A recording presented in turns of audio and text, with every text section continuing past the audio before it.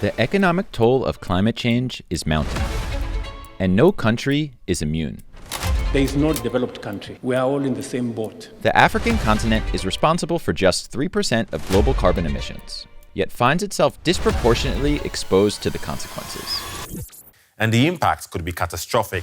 Reports suggest that climate change is set to cost the global economy $38 trillion per year by 2049, and that emerging markets need close to $2.4 trillion per year by 2030 to meet climate goals. That's 4 times what is currently invested. Well, African leaders want to change what they say is an unfair system of climate finance. Africa, with its abundance in sunlight, fertile land, and vast renewable potential, could be poised to make an outsized impact on the global fight against climate change. But one pressing question remains: how will Africa fund this transformation? Let's say you want to build a new energy project, and you need to raise money to finance it. If you want to build your project in, say, the US or Europe, your weighted average cost of capital, or the average rate to finance these assets using debt and equity, could be as low as 5% or even less. But if you wanted to build that same project somewhere in Sub-Saharan Africa, the cost would be up to 4 times as much, due to the real and perceived risks of investing on the continent. These high capital costs are stalling clean energy investment across Africa. I heard Ajay Banga make the case, and Kristalina Georgieva of the IMF. They both make the point that if the world basically rolls out or invests in renewables and green technology in Africa, at Africa's price or cost of capital, it will underinvest in green energy assets, period. That's James Mwangi, CEO of Africa Climate Ventures. And green energy assets are a global public good. So we need to find a way to allow people to access globally competitive cost of capital for this transition, because it's the most efficient way to green the global energy system. And Africa, because of its energy abundance, has a critical role to play. We have an almost mind-boggling amount of untapped renewable energy, from hydro to geothermal, and most importantly, to wind. The cheapest energy is going to be where the energy is being made. And that probably suggests that we're going to see a migration of industry from the old centers to places that have an abundance of renewable energy. It just so turns out that's going to be the tropics, which are the exact places which are bearing the brunt of climate change and didn't cause it. So in a weird poetic justice kind of way, the places that didn't cause the challenge hold in their hands the key to solving it. These energy-dense regions allow for cheaper renewable energy generation. Just look at the cost of the amount of battery power and the amount of PV and wind blades or whatever else you're going to need to generate the same amount of renewable electricity at a base load level. In Germany versus Kenya, there's a cost differential of something like 3x, because you're going to need fewer solar panels to generate the same amount of power every day, and you're going to need a heck of a lot less storage, because guess what? No winter, much less variability. So you're getting structurally a cheaper electron available in Africa than anywhere else in the world, and the question is, what do you use it for? There are many emerging businesses looking to leverage affordable renewable energy to solve local problems across the continent. But the funding challenges persist.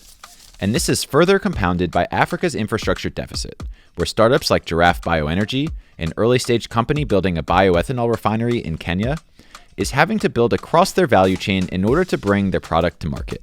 I came to understand about the problem of the lack of clean, safe, and affordable cooking fuels in Africa while I was working in the ethanol industry in the United States. That's Dr. Linda Davis, the founder and CEO of Giraffe Bioenergy. When I learned that Africa is adopting the use of ethanol for cooking, then the memories of my own upbringing, where I used charcoal, where I used firewood to cook, just came flooding to me. And I knew the inconvenience. I knew about the problem of dirty cooking firsthand. My mind was made up that I would move home and be part of the solution.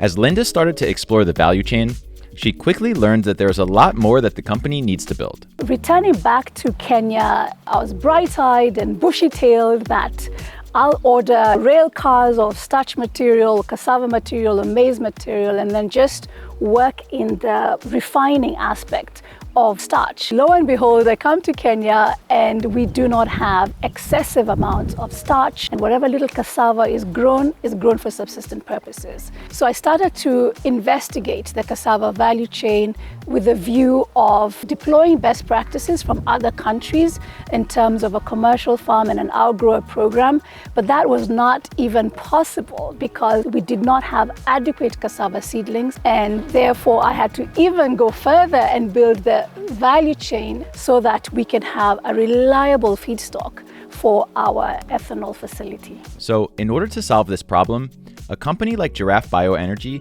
has to integrate backwards and build across the entire value chain. This is expensive and compounded by the access to finance challenges experienced in Africa. Startups like Giraffe are driven both by the pursuit of social impact and profitability. As a result, these companies secure financing through blended finance, leveraging private equity and venture capital, as well as debt and philanthropic capital to drive their growth. So fundraising for the entire value chain has really been character building. But I'm grateful for angel investors who understood the vision or who decided to deploy patient capital, and they understand exactly where we need to start, how we're actually going to build the entire value chain. We've been able to raise venture capital as well as grant capital. We've also been able to have asset financing because the program is very asset heavy, so we've been able to raise debt as well. Ultimately, driving Africa's green revolution and building climate resilience will require the power of investment on a multilateral and multinational level. Ultimately, to make a dent in Africa's climate financing gap requires considerable participation at the government and multinational level. Baholo Joy Keniwendo, formerly the Cabinet Minister of Investment, Trade and Industry of Botswana, and a special advisor to the UN Climate Change High-Level Champions, is working on tackling some of these institutional challenges to directing more capital to climate action in Africa. Many African countries are caught in the structural cyclical issue of debt. Whenever African countries try to borrow, the cost of capital remains really high. So how do we finance these things? We need 3 levels of capital. We need grant for some of the resilience and adaptation work, and then we need the extra concessional lending, and should also be purpose driven. The third piece is guaranteed and credit enhanced capital. And now this is where private sector comes in. We recognize that private capital is expensive. Last year we launched a task force on credit enhancement that we support the private sector to come into markets that are deemed otherwise risky, and we provide guarantees through DFIs, MDBs, and we ensure where a government does not have the fiscal capacity to finance those projects, the partners do so because, again, we recognize that they are financing adaptation and resilience through debt of a problem that they did not cause. And this is a reality.